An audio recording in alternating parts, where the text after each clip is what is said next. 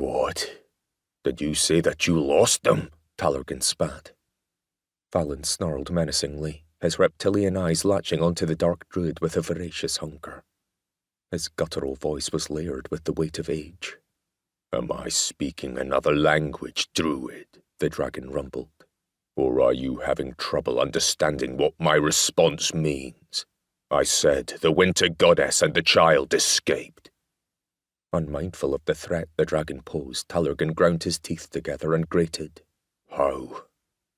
They had help from another of your kind. Talargan froze. Another druid? He hadn't reckoned on the aid of an outsider, a third player in this game of cat and mouse. Who had come to the winter goddess's aid? Why had they also taken the child? Did they know of the sin committed by its birth? Fallon growled. Is that not what I said? As soon as the words left his mouth, the dragon released a stream of fire directly above Talargan's head. The heat and embers of the torrent singed his skin.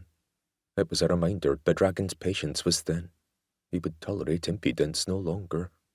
And Talargan knew that if Fallon saw what he'd done to his enemy, now hidden in the brush behind them, the dragon's wrath would be unparalleled. Holding firm to his confidence in the bond the dark god had orchestrated between him and this dragon, Talargan held up a hand and allowed his own anger to match that of Fallon's. He would not give in to fear, nor would he cower to a being who was now his equal, no matter how powerful that being was. I will not apologize for questioning that which cannot be possible, Fallon. I had heard you were all-powerful, a beast of such magnitude that nothing could best your intelligence, your strength, or your speed. Were those descriptions wrong? Have I been bonded to a dragon who is not only stupid but slow as well? The dragon elicited a snarl and clawed the ground. It was the only warning Talargan had before Fallon reared back and inhaled, his ebony scales turning a deep blood red. Knowing what that signaled, Talargan didn't have time to think, he merely reacted.